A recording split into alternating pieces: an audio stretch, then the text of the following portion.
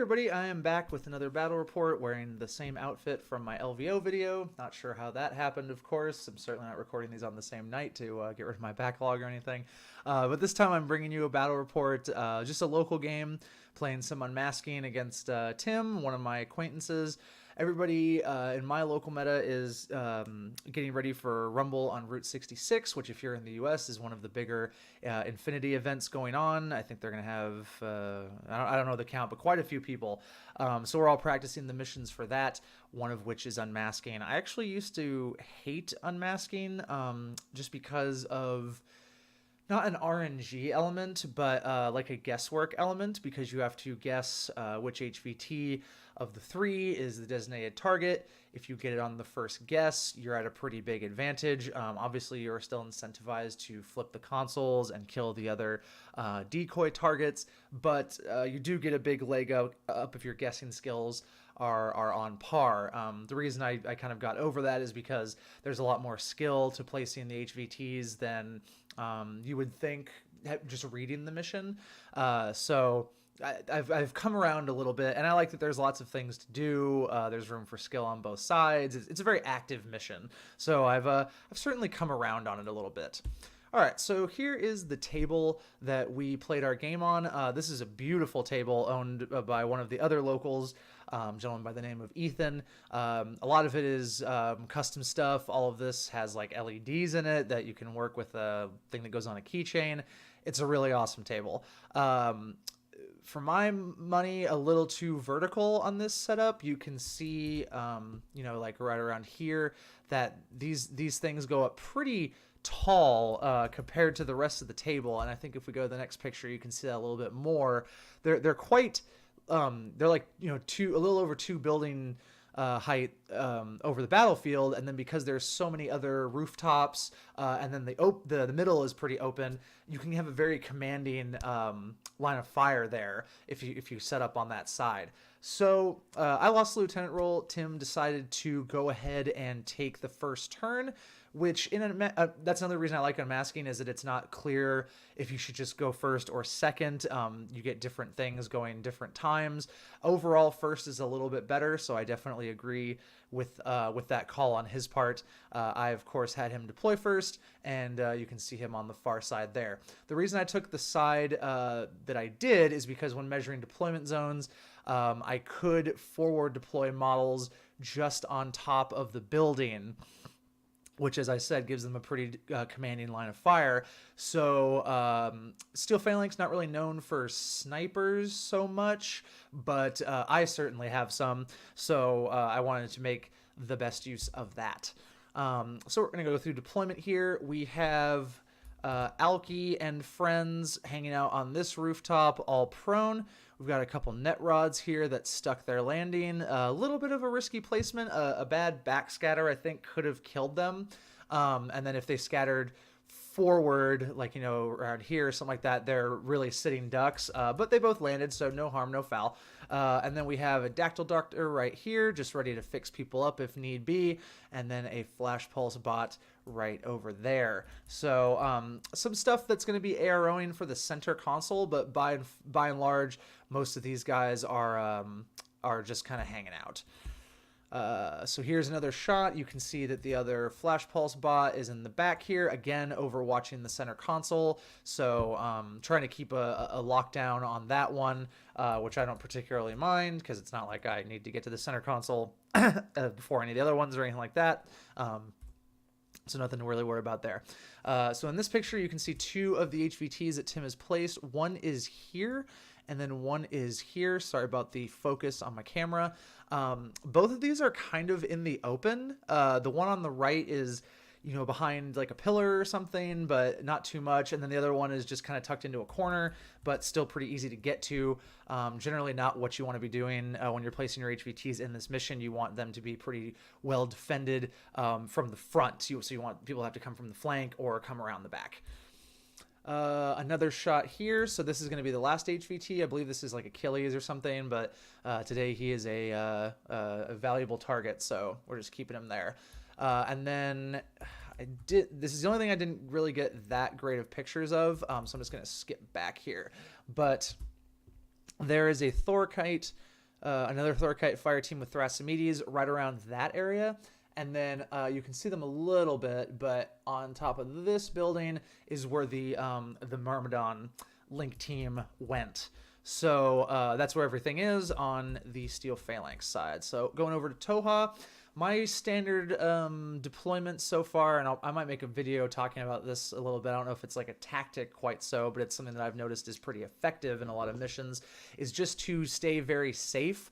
Deploy a lot of things prone, go up forward enough, but make sure that it's hard to get to guys so that my opponent has to use 2, 3, maybe 4 orders, walking models in order to actually start having firefights. And what that does is obviously it drains their order pool, so you take less damage, but it also makes it harder for them to pull back. So when your active turn comes around, you can punish pretty hard. That's been pretty effective. There's definitely plenty of counters to it, but I've noticed that it's generally a good tactic in most missions. So we have the Spitfire Triad hanging out right here. We've got Corel Preceptor and Certabeast right here. We have my McCall Triad right here. So those guys are all just hanging out. Got Chaxa back here just in case something tries to jump me from back there or what have you. Over on the other side, I have my Rasail right here. We have the Sniper Triad right here, with the Galrail Sniper being up on the building. Chaxa, again, just kind of watching the back for everybody. No big deal.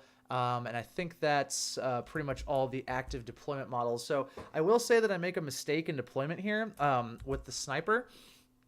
So as you can see, he's forward deployed up here, thanks to the ITS Season 10 change, whereas normally he would be like down here or something like that. That's actually where I should have placed him, because Steel Phalanx has drop troops and they get run pretty often. So if I leave him up here, an Ekdromos can just drop up here.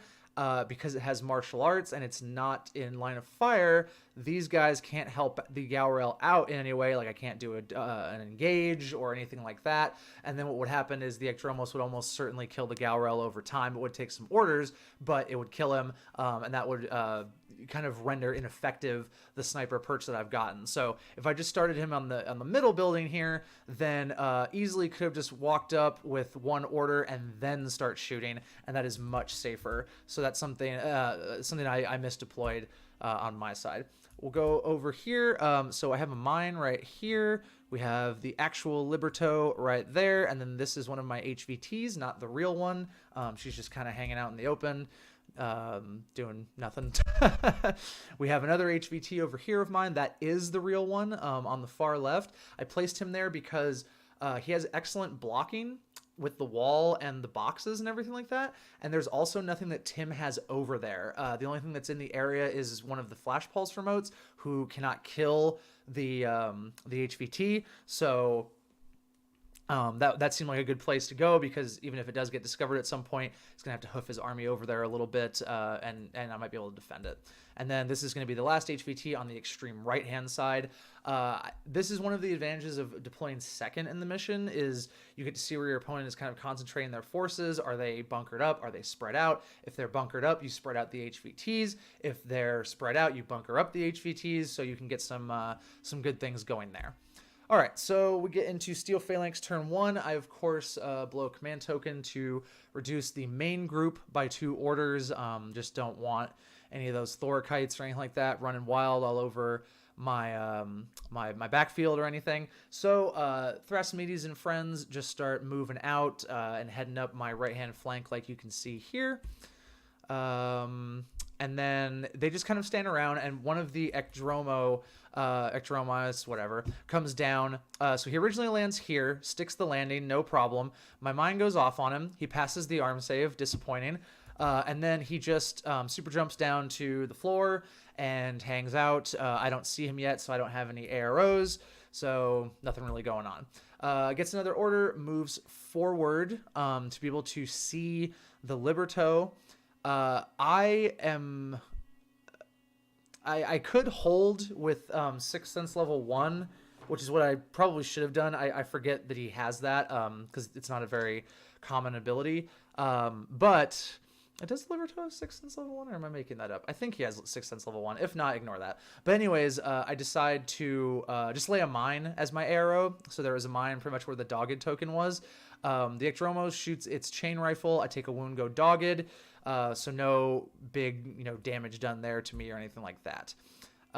We then have another face-to-face where I get shot with the chain rifle again. The mine goes off because he activated it, and I also chain cult the Ecdromo, but he makes both arm rolls, so this guy is pretty tough to put down, and then the Liberto just goes full dead.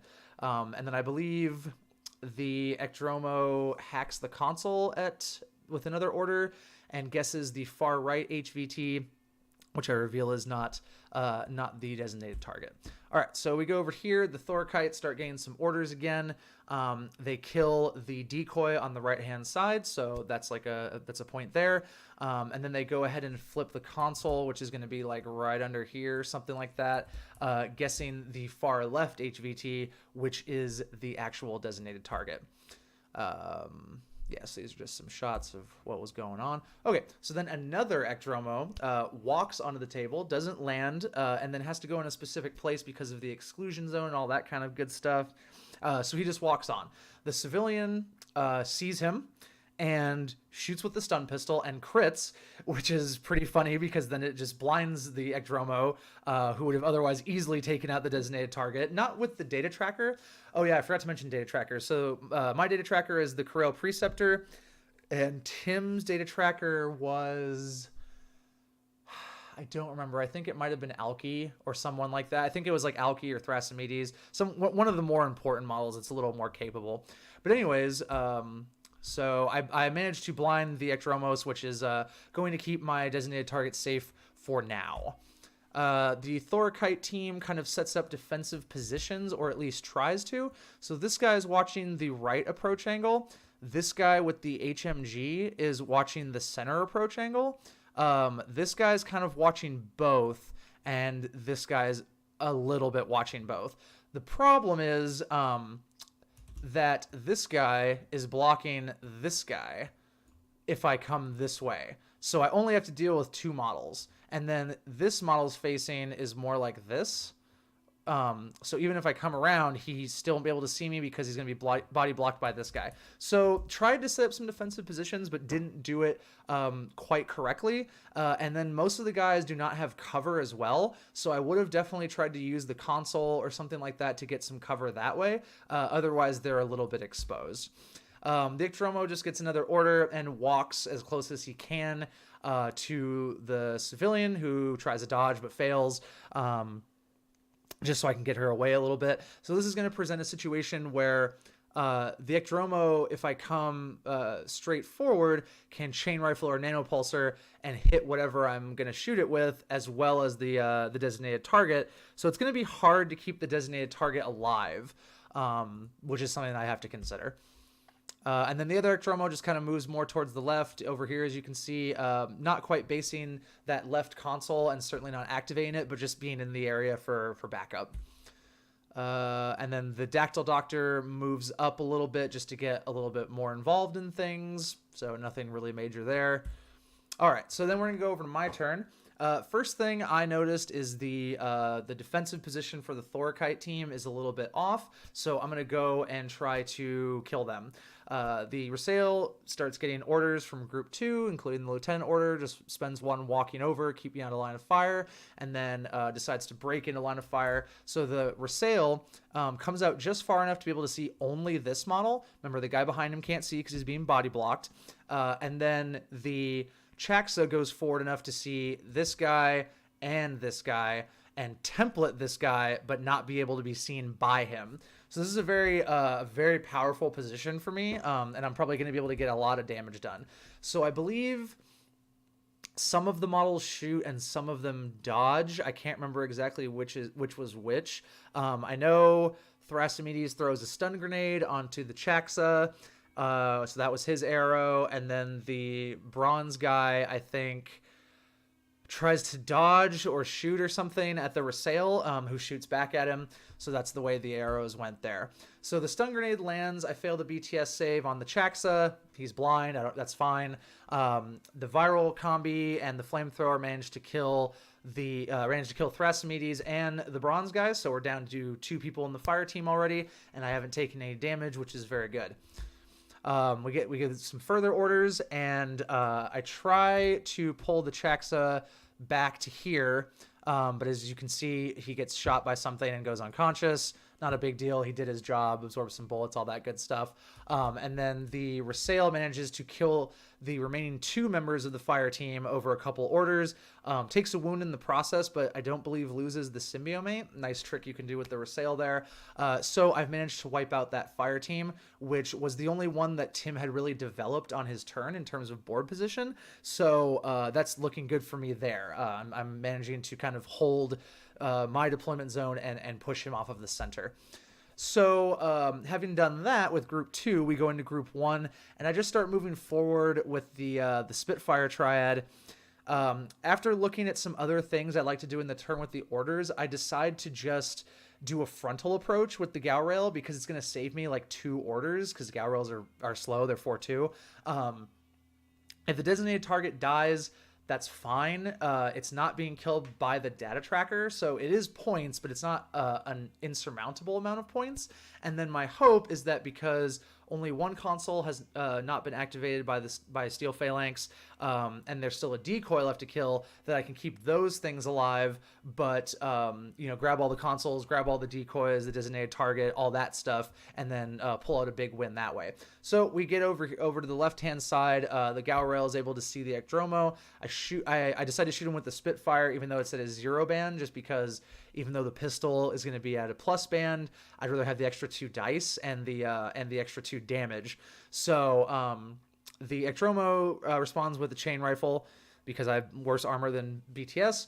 But I believe I used the Symbiont, and my designated target manages to pass the armor save. I failed the dodge, but I passed the armor save. So, or I don't get a dodge, I don't think. Yeah, but I just passed the armor save is the point. And then the Ecdromo gets to go unconscious. So for the moment, I've managed to snatch my designated target away from danger. So here, now having done that, it's time for the Galrail sniper to shine. So he gets an order and starts standing up, and he can see these 2 models, so Alki and I think a rocket launcher, and then all 3 of the Myrmidons. And he has MSV2, so Myrmidons can't do anything to him. Almost none of these models have a good gun to ARO with. Alki has a Spitfire, so she would be at ± for range and cover with 2 shots, and I think the rocket launcher would be about the same. But I'm going to be +3 against pretty much everything, because almost none of this stuff is actually in cover for my position. So I'm on 15s with 3 dice, which is a very commanding position to be in. So over here, I think I just give the Galrail team another order. I step on the neck of the Ecdromo, and just try to set up some kind of defensive body blocking positions for the designated target. Then we go back to the sniper. So I managed to take out the rocket launcher in the back on the Thorikite team, as you can see, leaving them in just a duo, which is very good for me.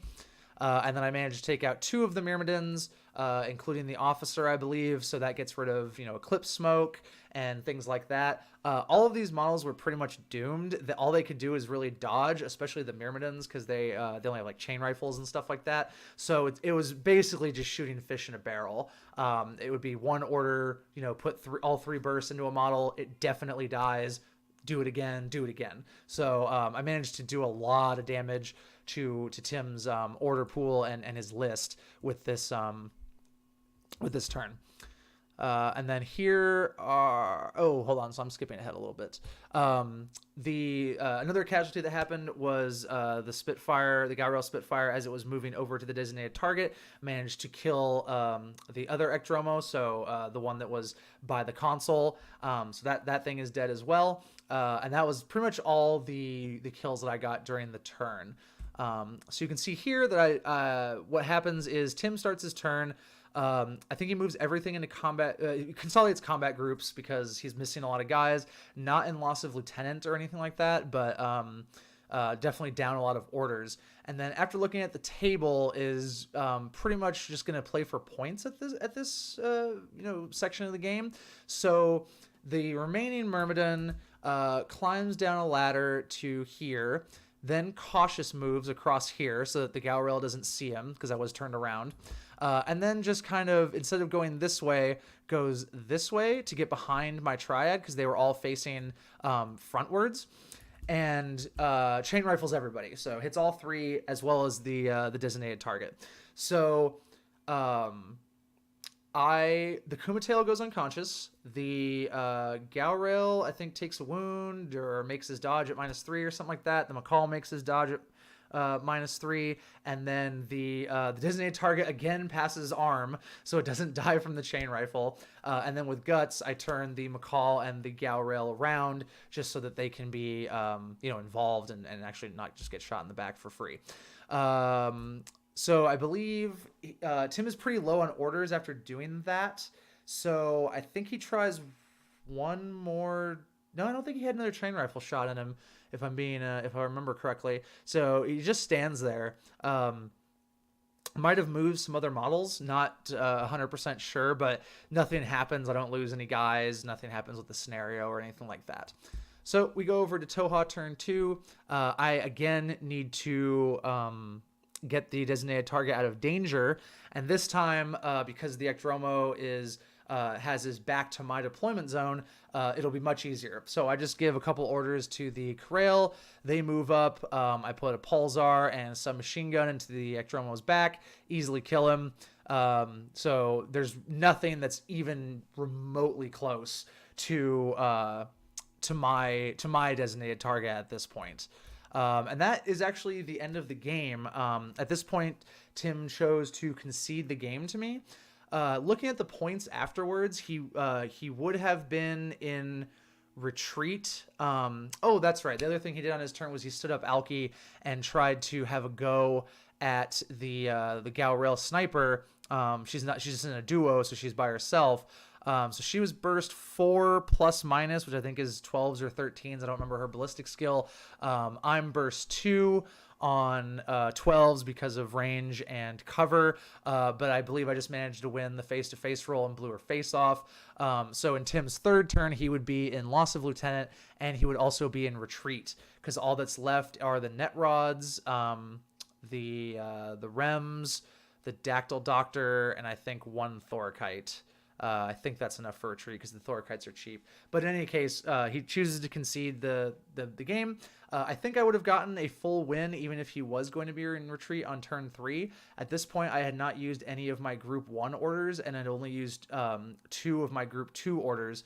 So all I have to do is take the McCall Triad with the Kael'tar in it, grab 2 consoles with that. This Galrail Triad on the left can grab the console over there. So that's going to give me perfect information on all the HVTs. And then I'm going to have a few orders left with the Corral to use his 6-4 movement to get to whichever one was the real one. Almost certainly kill it very easily with the submachine gun and all that kind of good stuff.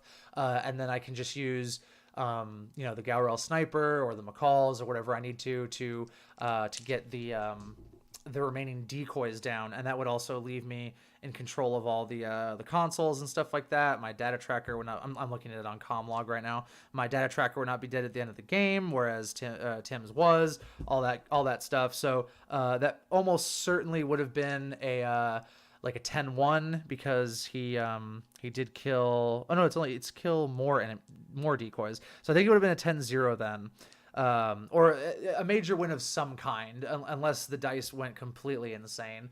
So that's the game. Kind of a short one, but one that I think there's a lot of things to learn from. I'm going to go ahead and talk about that in the post-game video, so go ahead and check that out if that's your jam. I'm also going to talk about my list and why I've changed it and things like that. So go ahead and check that out. But if this is all you care about, then thanks for checking out the battle report, and I will probably have another one up sometime this weekend. We'll see what we can do. I don't know who it would be against, but I've been trying to play a lot lately, just keep keep momentum going after LVO and all that kind of stuff. So that's where I'm at right now. But thank you very much for watching.